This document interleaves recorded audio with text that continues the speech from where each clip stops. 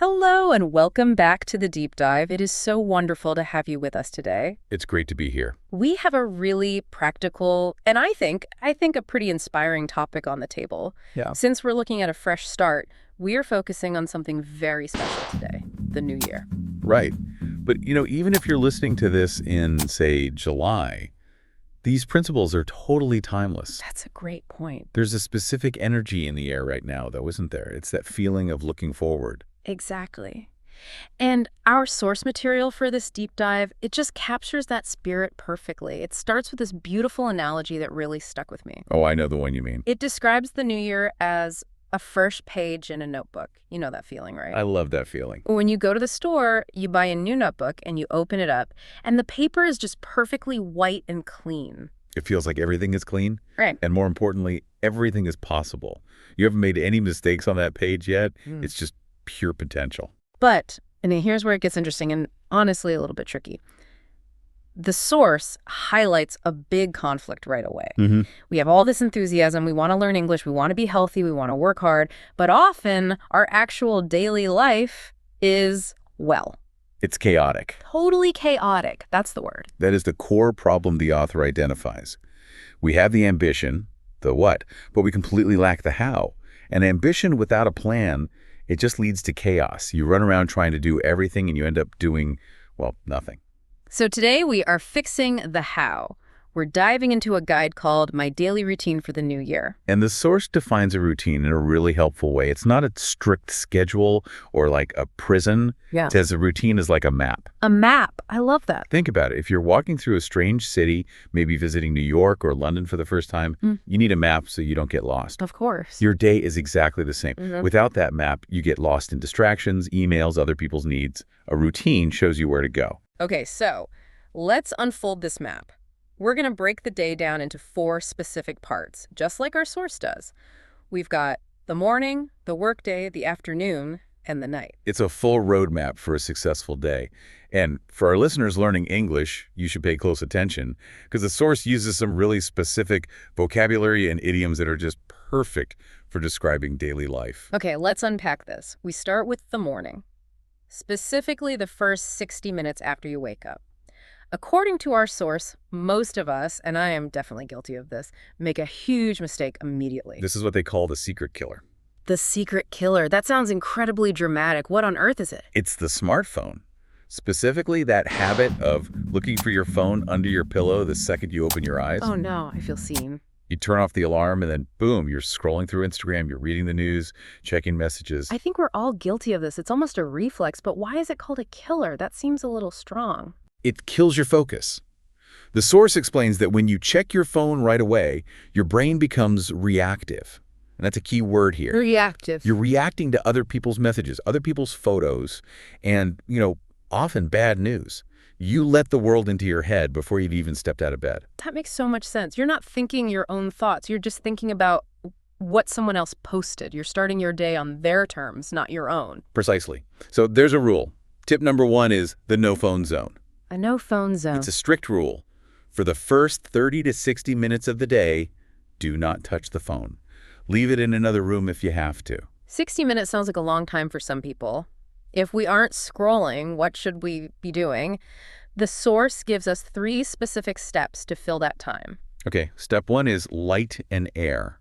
Simple enough, but why? It's simple, but it's biologically really important. You open the curtains, you open the window. You need to let sunlight touch your face. And this isn't just to feel nice. It actually wakes up your internal clock. It tells your brain, hey, the day has started, stop producing those sleep chemicals. So it's like a natural alarm clock for your hormones.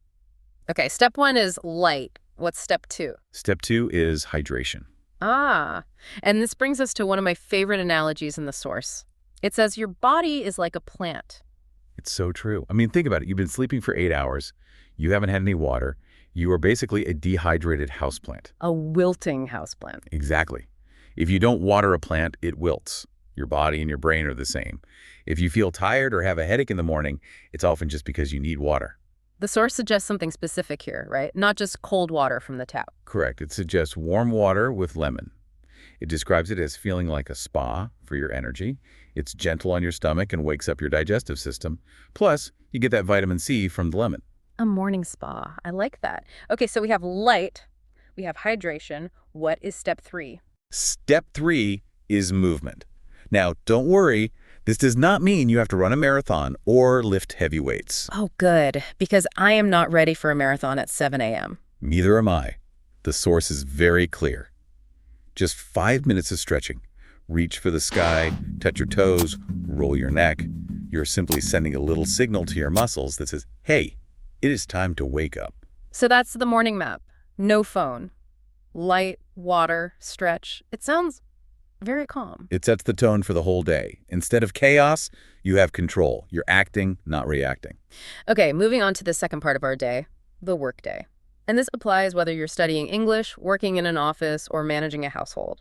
The source identifies a major problem here, the to-do list. Ah, the dreaded to-do list. Often people write down 15 or 20 things they want to achieve in one day. And when I look at a list of 20 things, I don't feel motivated at all. I just feel tired. I feel paralyzed. Exactly. It's completely overwhelming. You don't know where to start, so you end up just doing the easy stuff, like checking email. It's the important stuff. So what's the solution? The rule of 3. I am a big fan of this. How does it work? You can look at your long list, that's fine, but you must choose only 3 tasks.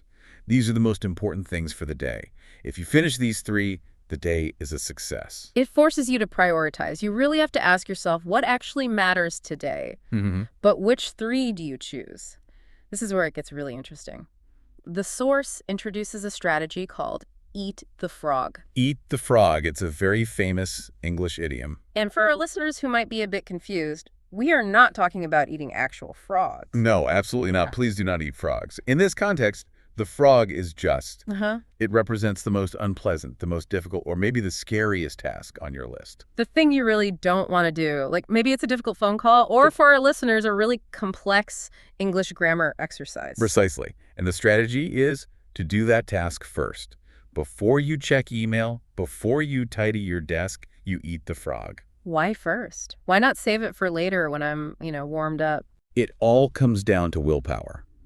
The source explains that willpower, your mental strength to do hard things, it's like a battery.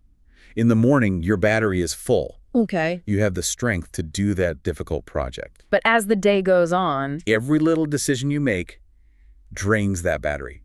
By 4 in the afternoon, that battery is empty.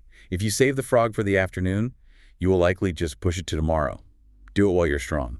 I think this is a perfect moment to pause. We've used some specific words that are really important for our listeners, especially those learning English. Let's do a quick vocabulary spotlight. I think that's a great idea. The source material defines 4 key terms that are pretty essential for understanding this routine. Okay, the first word is routine. We've said it a lot, but let's define it really clearly. A routine is a sequence of actions you follow regularly. It's not something you do just once, it's a pattern. Like your morning routine, brushing your teeth, washing your face. That's a routine. Right, it's a habit. Okay, the second word is one you mentioned earlier, hydration. Yes. Hydration is basically a fancy word for drinking water and keeping the fluid levels in your body healthy. If you're drinking water, you are hydrating. Simple as that. Simple enough. The third word is willpower. We just talked about this with the frog and the battery. Willpower is the ability to control your mind. It's the strength to do something even if it's hard or even if you'd much rather be watching television. It is self-control. It's that internal muscle. And finally, the fourth word, which is the enemy of willpower, procrastination. Procrastination. This is defined as waiting and waiting to do something because you don't want to do it. It's delaying a task. It's staring at the frog instead of eating it. Exactly that. And I think we're all experts at procrastination sometimes. Okay, thanks for that breakdown. Let's get back to our map. We have survived the morning, we've eaten the frog at work, but now we hit a crisis point. The afternoon, specifically 3 p.m. The source is very specific about this time. What happens at 3 p.m.? It's the afternoon slump. Your body temperature drops, your digestion is working hard on lunch, and your energy just crashes. Your blood sugar drops, your brain gets foggy. I know this feeling so well. All I want to do is crawl under my desk and sleep. Or my usual solution is to go find a giant bar of chocolate or drink my 4th cup of coffee. And that is exactly what the source warns against. It says coffee at this hour is a big mistake. Why? Coffee gives you energy. That's what I need. It gives you fake energy. But the problem is caffeine stays in your system for a long time, sometimes 6 to 8 hours. So if you drink coffee at 3 p.m., It will very likely ruin your sleep tonight. Ah, so you solve the afternoon problem, but you create a night problem. Okay, so if we can't have coffee and we can't sleep under the desk, what is the solution? The solution is a change of environment. What does that look like, practically? It just means breaking the physical pattern. If you're sitting, stand up. If you're inside, go outside. You need to reset the scene. And the source specifically recommends a walk. Yes, just a 10-minute walk. It explains that walking moves oxygen to the brain, and that oxygen is better than caffeine. It clears the fog and wakes you up naturally. And what about that chocolate craving? I still want the sugar. The source suggests avoiding sugar. Sugar gives you a quick spike of energy and then a crash, which leaves you even more tired. Instead, choose protein. Specifically, it mentions nuts or yogurt. That's slow-burning fuel. So the goal of the afternoon isn't to start some huge new project. No, not at all. The goal is maintenance. You are just maintaining your energy so you can finish the day strong without collapsing. That brings us to the final part of our map, the evening. The work is done, dinner's been eaten, we're winding down. But are we really winding down? The source points out a problem here, too. It says we often stay active right up until the moment we close our eyes. Right. We're watching loud action movies. We're reading stressful work emails at 10 p.m. We're stimulating our brains when we should be calming them down. And looking at bright screens. The screens are the biggest issue. And this leads to the solution. The digital sunset. I love that phrase, digital sunset. It sounds so peaceful. What does it mean? It means just as the sun goes down, your screens should go down. The rule is no screens, no phones, computers, or tablets for 1 hour before you plan to sleep. And you turn off the bright overhead lights in your house, too. Is this just about relaxing, or is there some science here? There is absolutely biology here. The source explains that your brain needs to produce a chemical called melatonin. Melatonin, right. That helps you sleep. Exactly. But the blue light from your phone stops melatonin production. It actually tricks your brain into thinking it's still daytime. So by turning off the phone, we're letting the melatonin do its job. But I have to ask, if I turn off my phone and I'm not watching TV, Right. What do I do for that hour? Just stare at the wall? No, please don't stare at the wall. The source suggests a specific and really lovely activity. Gratitude. Gratitude. Being thankful. How do we practice this? You get a small notebook, and it should be real paper, not a digital note. And you write down 3 things that went well that day. Just 3 things. Just 3. What if I had a terrible day? What if I didn't eat the frog and I spilled coffee all over my shirt? Even on a bad day, small things happen. Maybe you had a really good sandwich for lunch. Maybe a stranger smiled at you on the bus.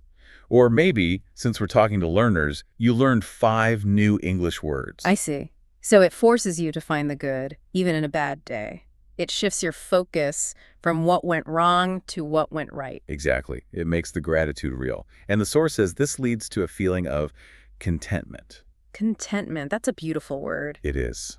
It's a peaceful kind of happiness. And that is the absolute best state of mind for falling asleep. It really is a complete cycle, isn't it? We start with a calm morning, focus during the day, maintain energy in the afternoon, and then find peace at night. It turns the chaos into a rhythm. It gives you that map to follow. So let's do a quick review. If you want to start this routine tomorrow, what are the 4 pillars? Pillar 1, the morning.